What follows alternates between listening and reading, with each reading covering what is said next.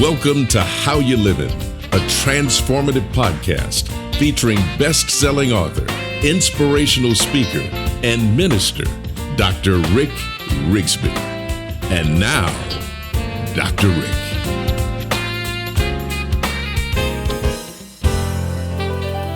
Hello, friends. Thanks so much for listening. I want to spend a few episodes discussing how to drive change in your life in a positive way. Whether you're setting goals or continuing professional development or desiring to make a few adjustments to your life, change is the prerequisite for growth. If we're not changing, we're not growing. When we don't grow, we invite stagnation, entropy, you might say.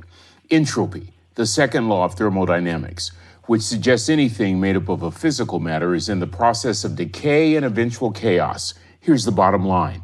To merely exist in life, to coast without change, to be comfortable in one's position, promotes stagnation, encourages entropy.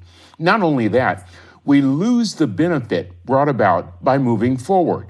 A few years ago, Harvard Business Review completed a study of rank-and-file employee groups. Harvard asked this simple question: what generates the greatest degree of employee satisfaction? The answer may surprise you. It was not more pay or bonuses or time off work.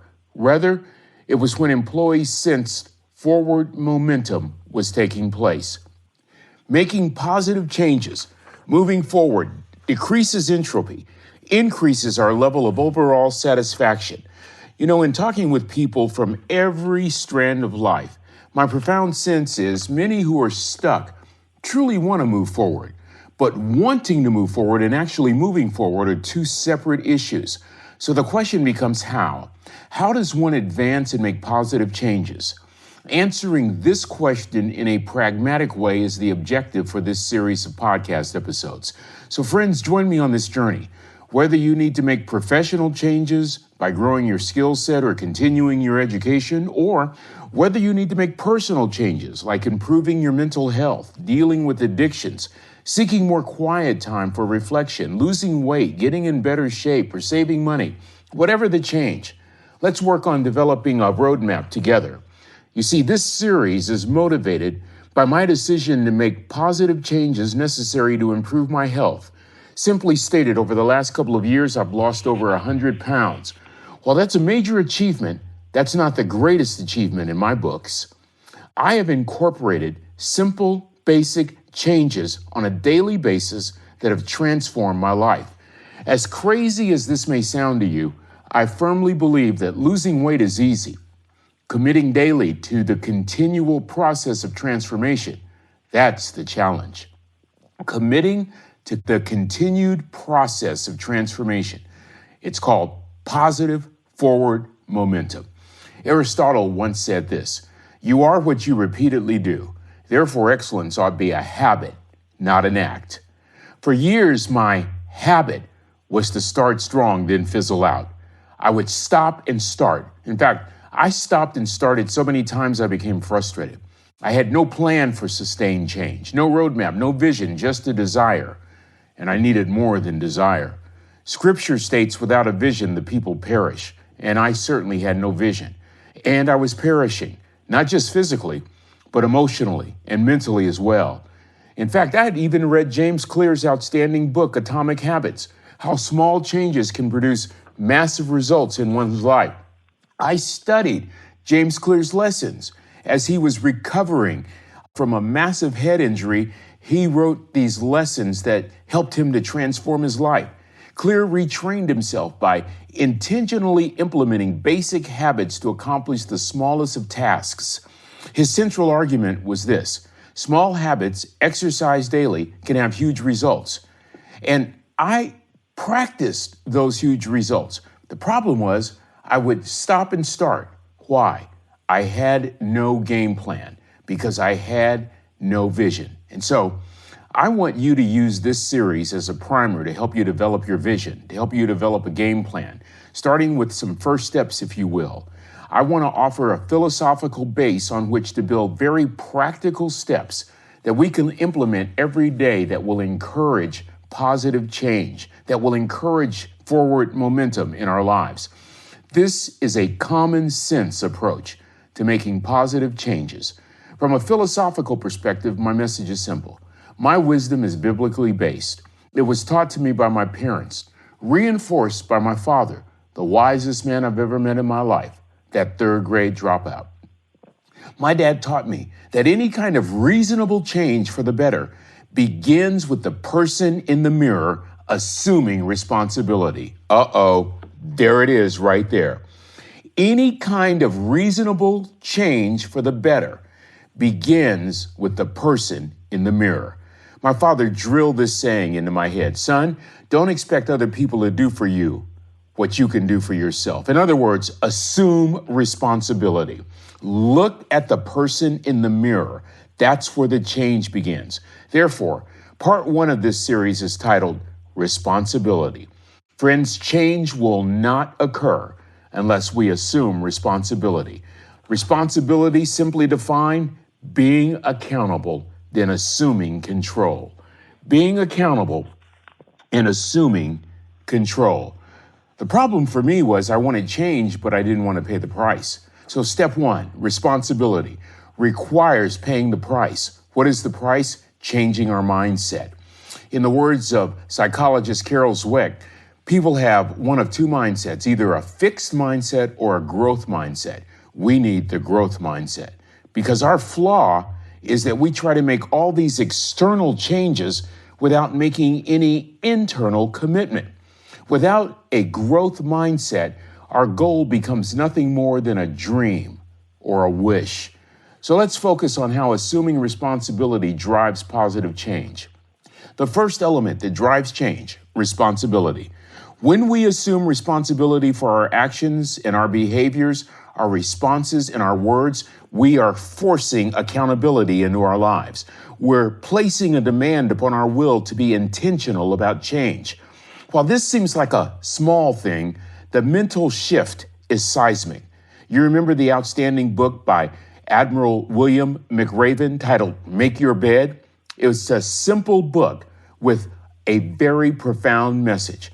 When the Admiral was training to be a Navy SEAL, he discovered the power of accomplishing one simple task in the morning and how the completion of accomplishing that task placed a demand upon his discipline to accomplish more tasks. One small step every morning, making his bed, forced a new habit and increased his self-discipline. It also did something else. It developed a mindset of sustained change over a period of time. To fully embrace responsibility is the first step. We must now move from the philosophical to the pragmatic. To be completely accountable, we have to be transparent. Thus, the action step to improve personal responsibility is this.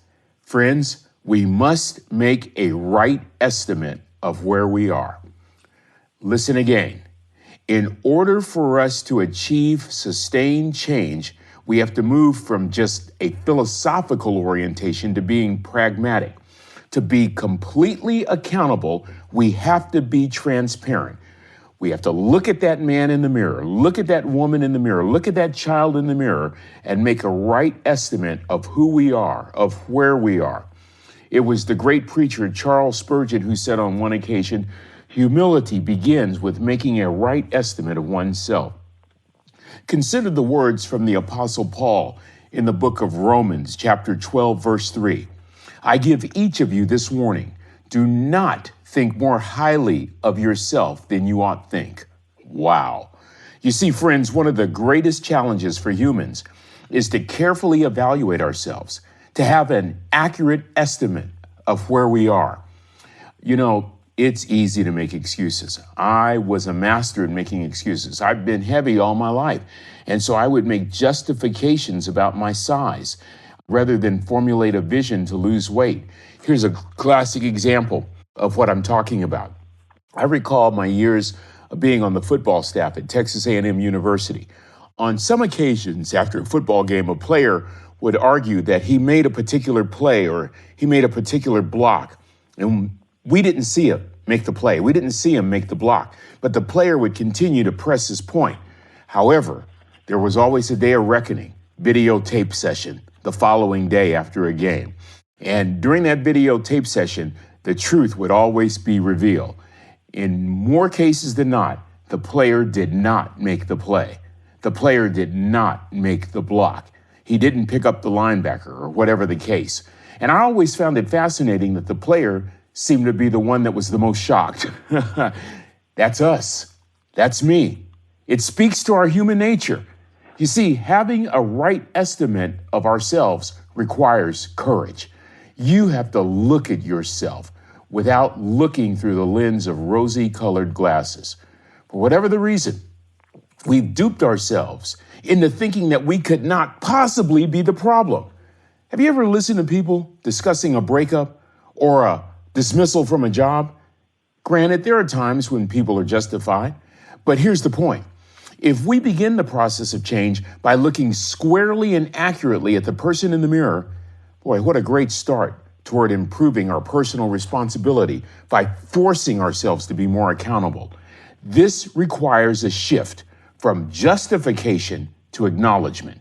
In other words, to assume responsibility, we can't blame others. We can't make excuses. Oh boy, this is where that great book comes in handy. Extreme Ownership, How the Navy SEALs Lead and Win by Jocko Willink and Leif Babbitt.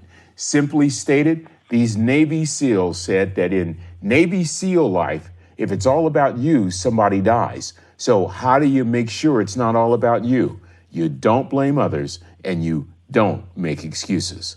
I'm talking about growing our responsibility. I'm talking about making an impact. So, to summarize, assuming greater responsibility for our actions and words requires a right estimate of ourselves. If this step is missed, we cannot achieve accountability. Instead, we'll just continue justifying and blaming and looking for excuses. Here's the good news. As we take this responsibility by making an intentional commitment to be honest with ourselves, we can develop our vision, our game plan, our strategy for what needs to change and how to go about that change in a strategic way. Remember, small daily habits make huge improvements. When we accomplish these habits, our discipline grows, our mindset shifts from fix to growth. I learned this from my personal journey. You see, my excessive weight had always been categorized medically as being morbidly obese. That was the category that I fit into, morbidly obese. However, I just continued justifying my weight with statements like, I look okay, I feel okay. Lies, lies, all lies, stemming from a wrong estimate of myself. Momentum stopped. Forward progress ceased. I didn't have a right estimate of myself. As a result, I wasn't holding myself accountable. Momentum is generated when we remove taxes. Listen carefully. Blaming is a tax that slows us down.